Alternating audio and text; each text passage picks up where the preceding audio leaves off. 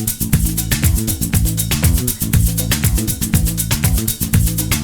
Alec. What's up, guys? It's Alec Torelli, and welcome to an episode of Ask Alec, where I take your questions, answer them in short videos here for you on my channel. Today's question is brought to you from Joshua Tree National Park. I'm on top of a random boulder that I found my way to the top of to shoot a cool video for you here today. Today's question comes from one of my readers, Chris, who asks how I ended up traveling so much and how did I get started in traveling the world playing poker, and sort of how he could go about doing that. Like, what does it take to actually, travel the world full time, play poker on the tournament circuit, and just actually live a life where, that is your number one priority, where you're making sacrifices, you're putting things aside, and you're actually able to travel 10, 11, 12 months out of the year like I've been doing for the past 10 years. So Chris, this is a great question. I get this one a lot, and the first myth that I sort of want to debunk, and I get this a lot from readers, is like, they're at a certain point in their poker career, they're doing well, or they're a business and they have a certain amount of money saved up or whatever. And I think the biggest tendency is the biggest fallacy is to think that you need a lot more than you do to actually do what it is that you want, or actually to travel or have a flexible life or live life on your own terms, so to speak. So I think the biggest myth is that people think it costs a lot more than it does because they only see, the superficial through, the lens. A great quote I heard the other day was, the reason people are unhappy is that they see the highlight reel of other people's life and they judge, their own reality by the highlight reel of the other people. And of course, that's a recipe for unhappiness. And in the same way, I feel like people do that with myself, they do that with everyone. I do that with other people from time to time as well. So everyone's guilty of this. And I feel like people watching these videos are like, oh, holy shit, Alec's in all these sick locations. He just travels the world full time, super just balling out of control, right? And yes, I'm lucky to be able to travel and whatever, but I think the first thing to keep in mind is the lifestyle what it takes to travel the world full time doesn't cost a lot of money if you prioritize. What it does take is a lot of time, and you have to have control of the way that you spend your time, and it has to be your number one priority.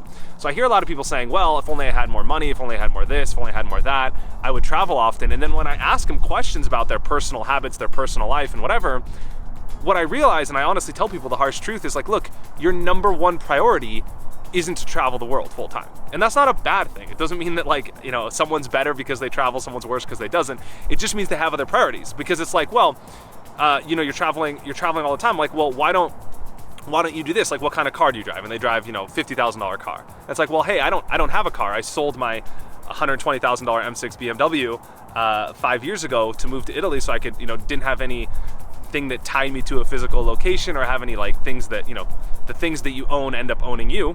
And so I wanted to get rid of that. And so I made a big sacrifice, because traveling the world and living abroad and doing whatever I wanted with my time in my life was my number one priority. Other people simply aren't willing to make those sort of sacrifices, and that's a big reason why people don't end up traveling. And the second thing is, I think when you look at people's spending habits, that's the biggest thing that's holding them back. And I feel like people aren't generally willing to make the small sacrifices that it takes to add up to the big amount of money that you need to save up to do something that's truly awesome. So when I look at other people's spending habits, I do this with all my clients as well, that come to me about poker, and they try to incorporate poker into their life, and a lot of it comes back to their finances and their spending habits, like, how are we going to make this work financially? And you look at their spending habits, and I actually have them go through this process where they write out every single dollar they spend for a week and extrapolate that over a month and figure out how much money they're actually spending.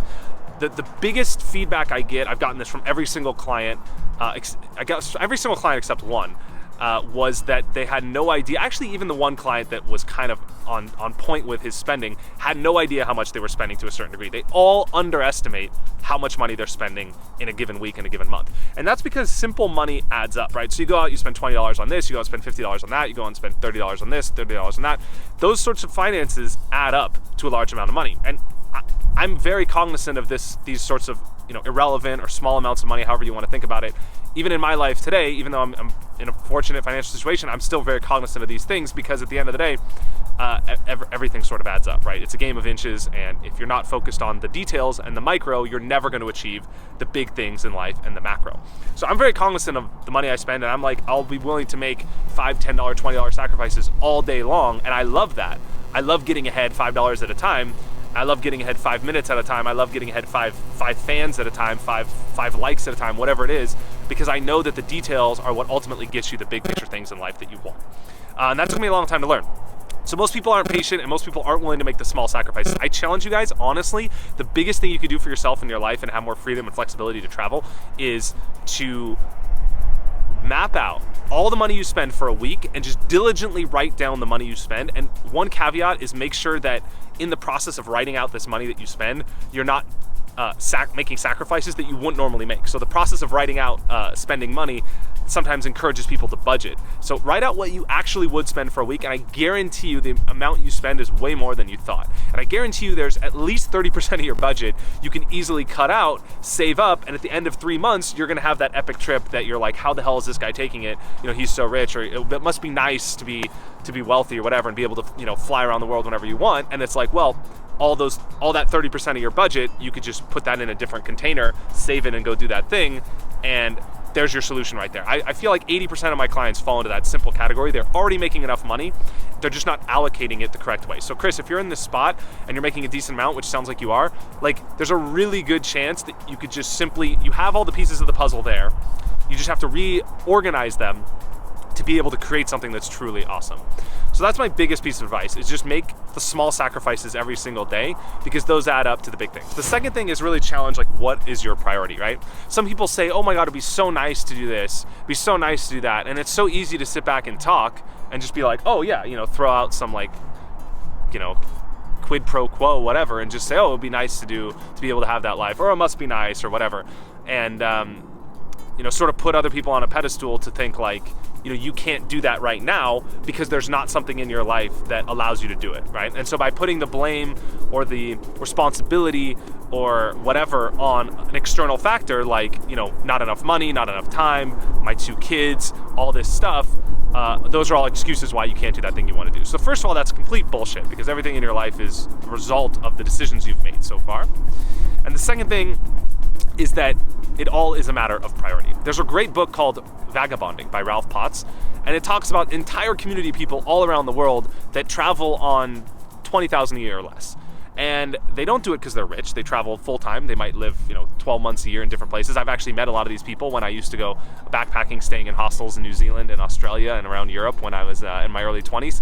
I did that all the time. And I met people that made, you know, $10,000, $20,000 a year at the most, and they consider themselves wealthy. They had all the stuff they needed. They had everything they owned in a backpack, and they would do it. They would travel the world full time because that was their priority. They were willing to sleep in hostels. They were willing to wash dishes in a hostel to make money or to sleep for free because they wanted to see and experience the world. And when you make that your first priority, and that means that everything else is going to be a sacrifice to achieve this thing, you can do whatever it is you want in your life. And if that means you want to travel the world and play poker on the circuit, absolutely doable, 100%. I totally believe it for almost everybody, right? Of course, you have to have talent to play poker on the circuit and win. So maybe that's not 100% for everybody. But if you just want to travel the world for 10 months a year and live in different places, if it is your number one priority, and that means you're willing to make every other sacrifice to make that happen, it's absolutely doable, 100%, no excuses. And if it's not happening in your life right now, it's because you're not your number one priority, or you're making bullshit excuses for yourself. I know that's the harsh truth. I might sound mean, might sound arrogant. I'm sorry if it's not what people want to hear. I'm sorry if that's like a wake-up call to some people, but I feel like obligated to tell people what I feel like is my truth. And sometimes you need to hear the things you don't want to hear in order to make the change that you need to make, or that, you know, you haven't made so far, because people are like sweet talking you, saying, hey, oh yeah, totally, I agree with you, man, you're right, dude, if we only had $1 million, then we would just be traveling around too. And that's just total bullshit, right? So the people that are telling you that are just keeping you where you are. So me as your friend, Chris, feel obligated to tell you the truth that sometimes you don't want to hear, because that's what friends are for. That's what these videos are for, and I hope you like it. Hope you take action. So leave a comment below. Let me know, where you want to go, right? Map out somewhere cool that you want to go, or what's holding you back, or what your actual number one priority is. Maybe it's traveling, maybe it's not. Be curious to hear. Anyway, leave a comment below. I hope you enjoyed this video. If you have questions you'd like me to answer, shoot them over to me on my blog, alectorelli.com, and I'll pick the best ones and feature them here in future videos. All right, give this video a thumbs up, like it if you liked it, and I'd appreciate that. I'll see you guys next time on Ask Alec. Thanks for watching. Cheers, everybody. Damn, it's beautiful. Check this out. Check this out. That's dope. I hiked all the way up to the top of this rock thing to shoot this for you, Chris. Hope you enjoyed it. Hope it's a little inspiration for you, man. Life's yours. Go live it, buddy. Cheers.